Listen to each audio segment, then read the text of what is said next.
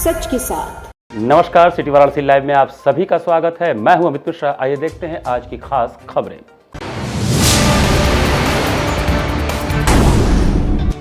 खेड़ा भारतीय वाराणसी इकाई द्वारा आयोजित किया गया रन फॉर राम।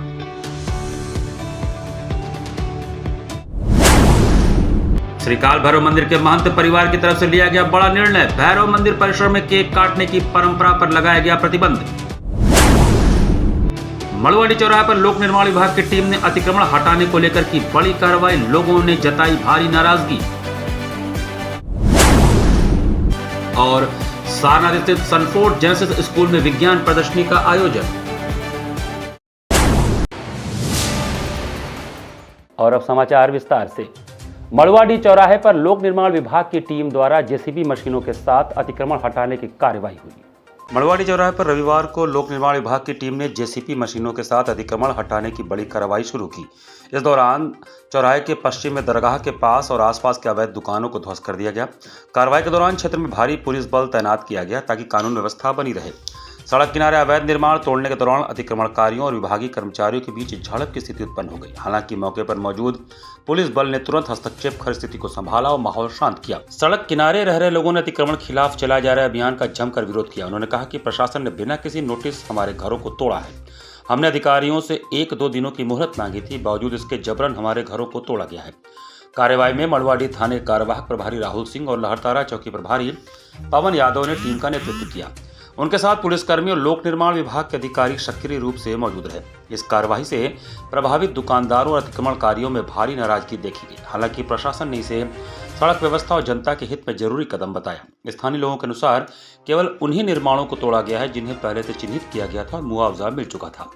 इस मामले में प्रशासनिक अधिकारियों का कहना है कि इस प्रकार की कार्रवाई अतिक्रमण रोकने और यातायात व्यवस्था सुधारने के लिए जरूरी है।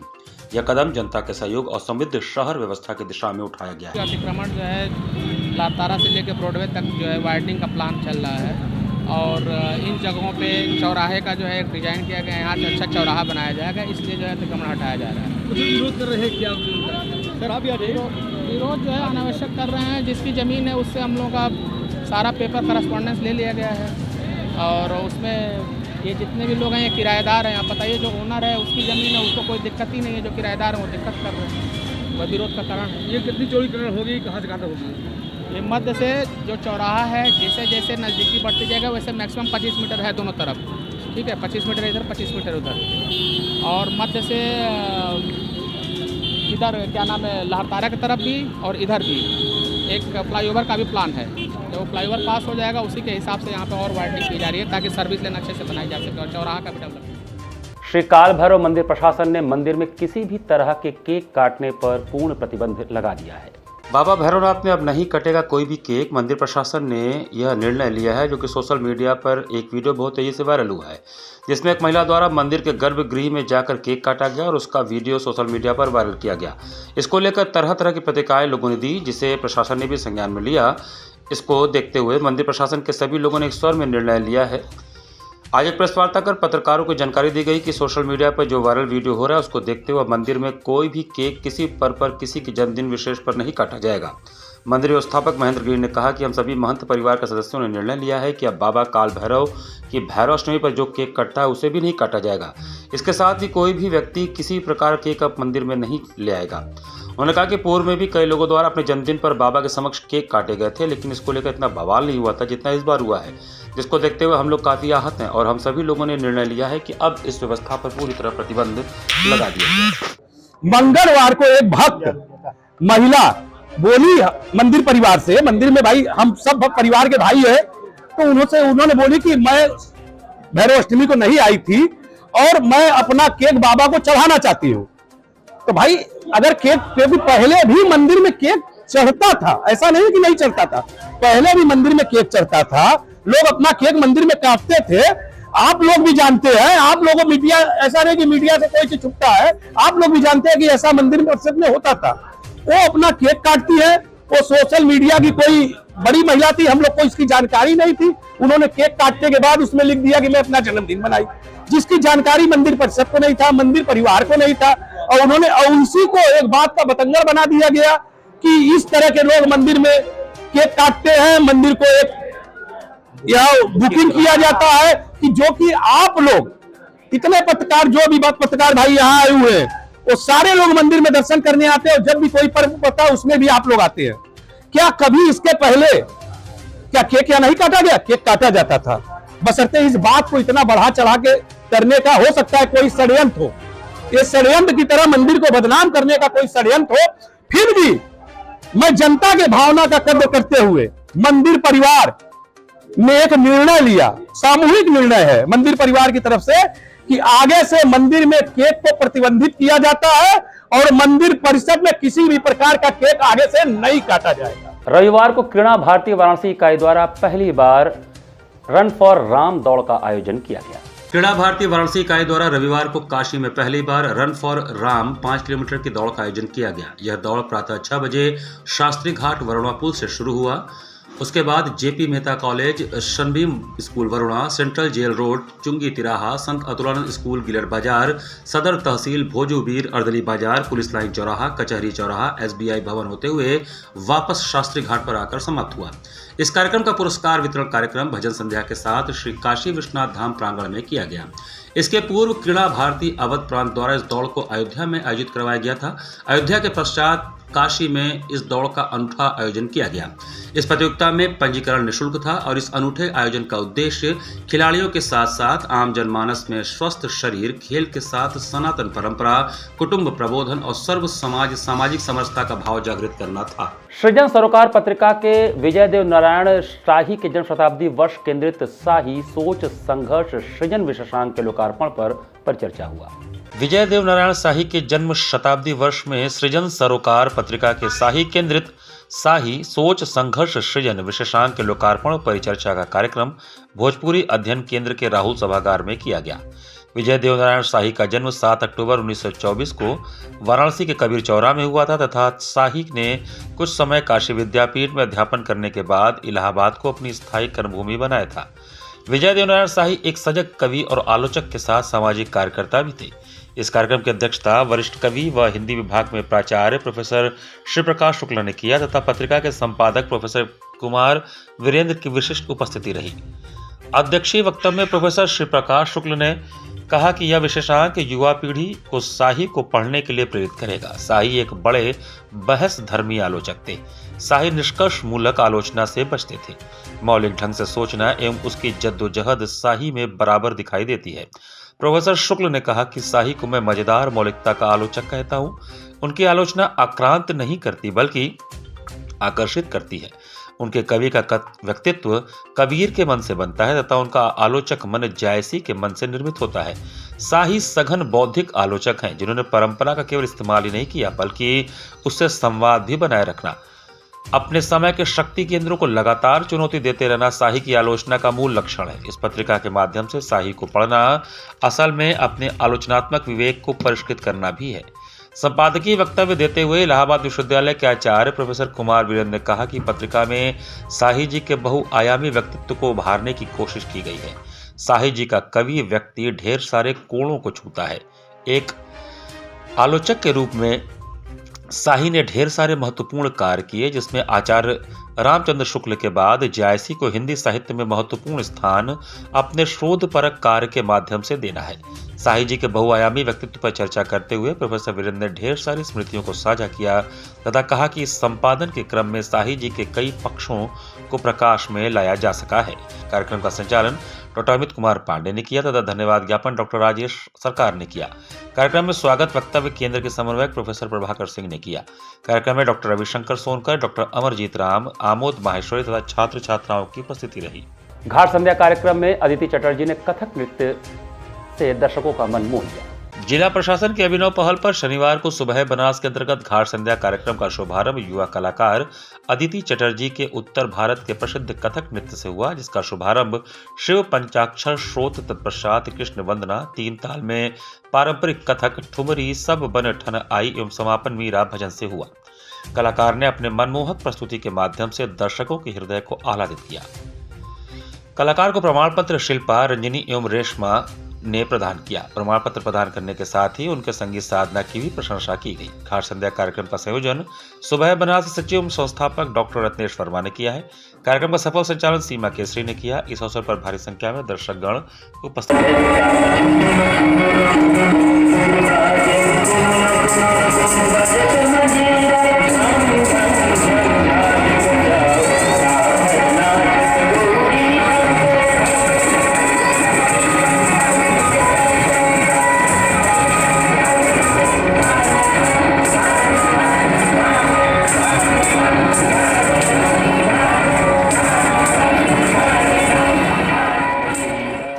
श्री काशी विश्वनाथ धाम स्थित सांस्कृतिक मंच पर एक भव्य सांस्कृतिक कार्यक्रम का आयोजन किया गया।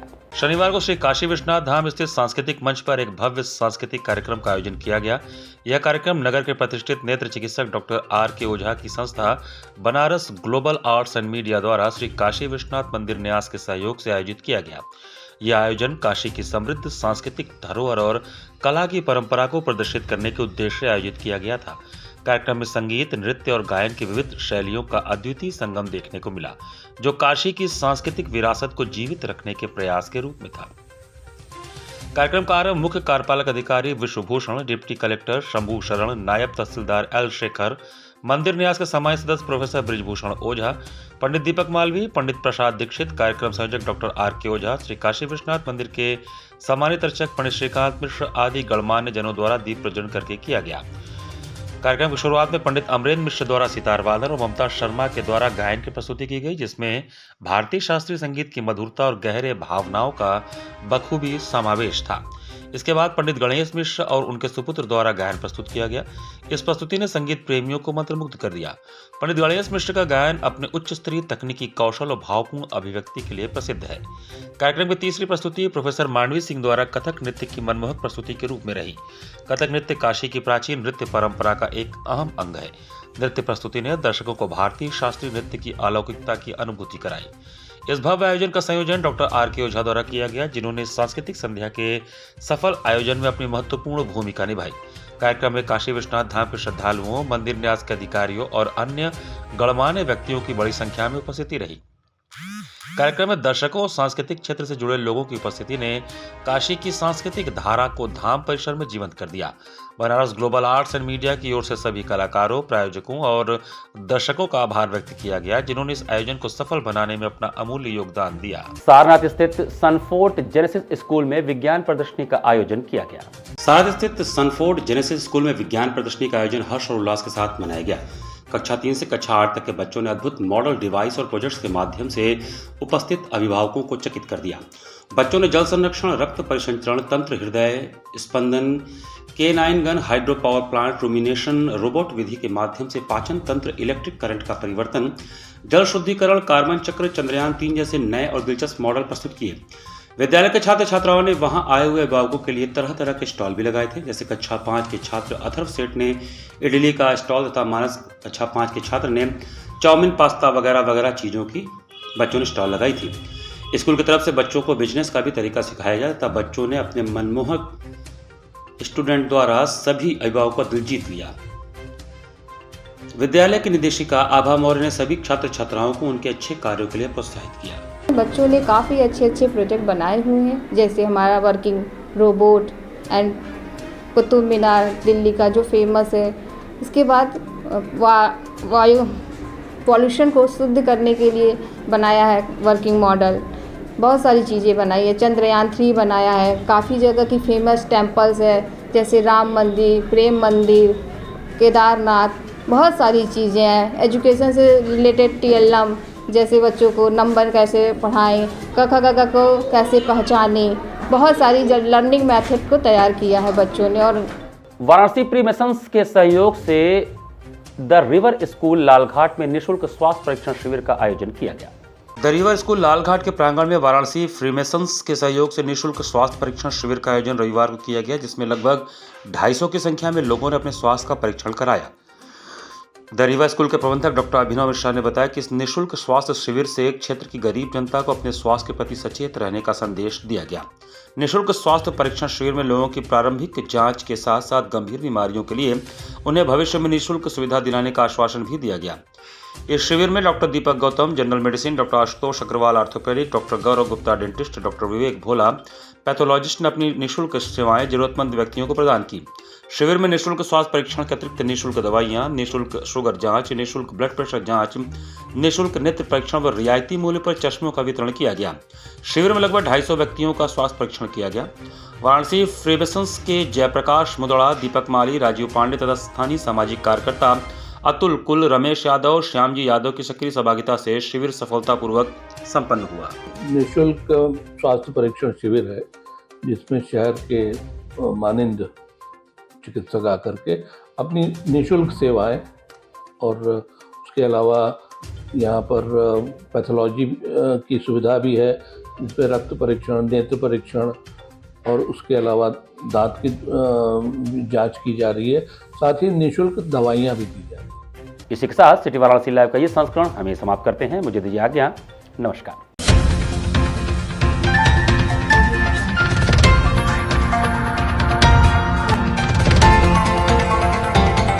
वाराणसी लाइव, सच के साथ।